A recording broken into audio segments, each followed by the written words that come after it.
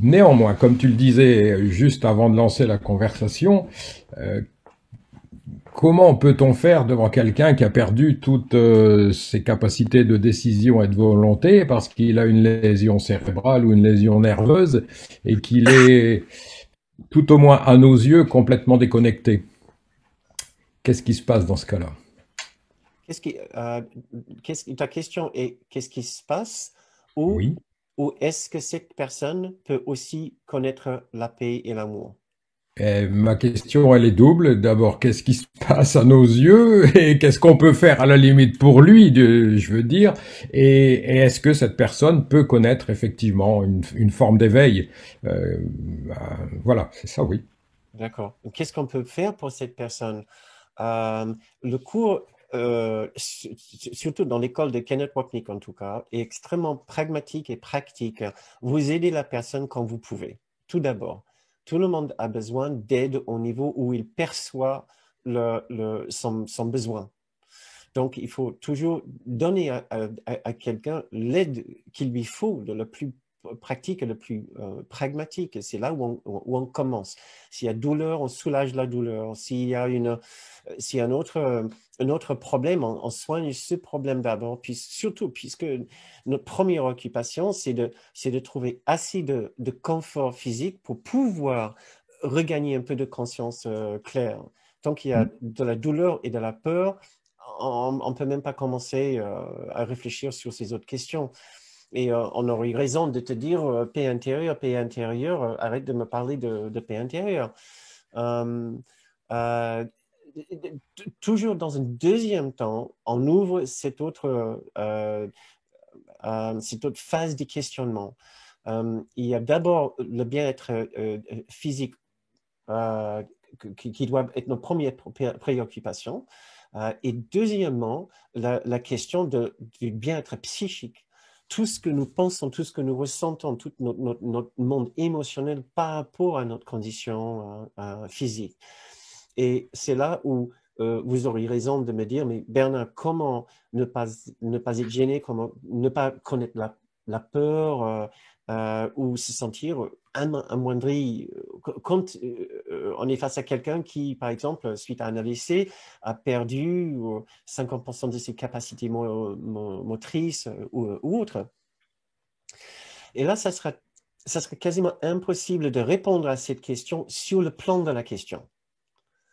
Parce que quand on définit le problème comme ça, il n'y a pas un moyen de dire euh, oui, on pourrait essayer d'aider la personne à savoir que la personne va petit à petit regagner un peu ses capacités motrices.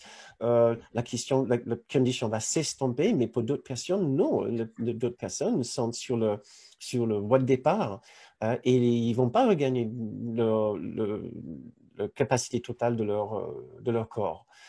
Donc, sur un certain plan, des fois, on ne peut pas offrir de l'espoir par rapport sur le plan physique.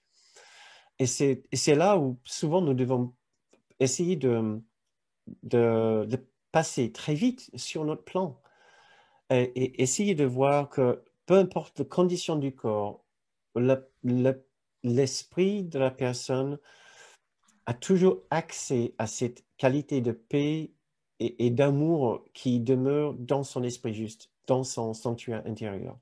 Notre erreur face à quelqu'un vraiment souffrant euh, est est de projeter nos difficultés sur la personne et de dire, moi-même dans la même situation, ça sera impossible d'être bien. Nous devons nous méfier tout d'abord de cette tendance-là, de dire, moi-même dans la même situation, je serais complètement tétanisé, terrorisé, je sais plus comment je ferais. Et c'est là où nous devons revenir peut-être sur le travail que nous venons de faire ce soir. Regardez, pourquoi ça vous gêne autant? Et c'est une question de perte, une question de peur, une question d'échec, une question de culpabilité, etc. Où est-ce que ça vous frappe le plus? Et essayez vous-même tout d'abord de faire un travail sur vous-même, même avant de parler à cette personne, puisque sinon, vous allez juste projeter vos peurs, Mhm. vos sentiments de perte sur l'autre pauvre, sur cette personne qui n'a certainement pas besoin de ça, qui est peut-être moins souffrant psychiquement que vous par rapport à sa condition. Donc, nous devons nous empêcher vraiment de projeter nos difficultés par rapport à sa condition sur lui, d'imposer nos peurs sur lui et dire, je sais comment tu devrais sentir, je sais à quel point ça doit être horrible. Nous laissons la personne parler d'abord euh, et nous essayons de rester le plus attentif possible à ce qu'effectivement la personne connaisse les grandes difficultés par rapport à la peur, la perte, l'échec, la stupidité, etc. Tas de différentes remises en question qu'il peut avoir. Et toujours garder en esprit que un sanctuaire intérieur existe pour chacun.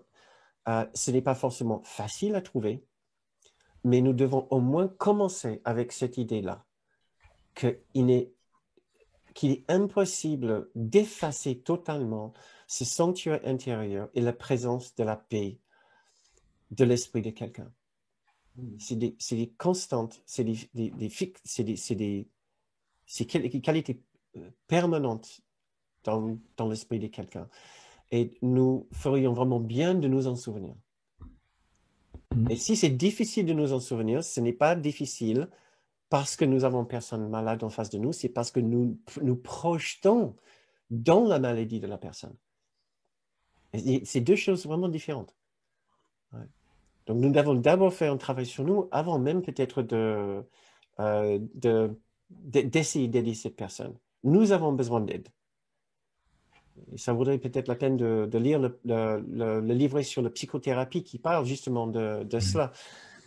Si jamais nous sommes en situation de vouloir ou de devoir aider quelqu'un, nous devons tout d'abord nous en servir pour notre propre guérison, au lieu de penser que nous sommes là pour guérir l'autre, pour aider l'autre. Christian, ça te Donc donne... tu veux dire, oui, tu veux dire que le travail que l'on pourrait faire sur soi-même pourrait déjà participer à la guérison de l'autre.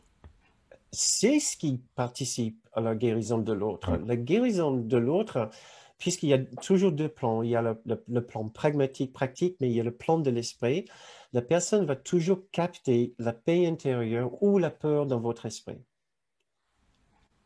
S'il capte la peur, ça va renforcer sa peur et renforcer sa maladie. S'il capte la paix dans ton esprit, ça va renforcer la paix dans son esprit et il va savoir qu'il est en train de regarder quelqu'un qui n'a pas peur de sa condition, qui sait qu'au-delà de sa condition, Dieu l'aime, l'amour est là, et sa santé psychique, sa santé spirituelle est toujours parfaitement intacte, même si sa santé physique est amoindrie. Et c'est ça le rappel qu'il cherche dans tes yeux et dans ton esprit. Et une fois que tu te souviens de ça, c'est ça notre boulot, on parle et on dit ce qu'on ressent intuitivement qu'on doit dire, ou si on est thérapeute ou si on est un aide-soignant, on pratique notre art avec l'autre, mais toujours à partir de cette idée que la vraie Mm. aide que nous offrons à l'autre, c'est cette voie d'accès, de souvenir que même dans sa condition d'handicapé ou de personne malade avec un corps amoindri, la lumière de Dieu et la force de Dieu brillent toujours dans sa conscience et dans ta conscience.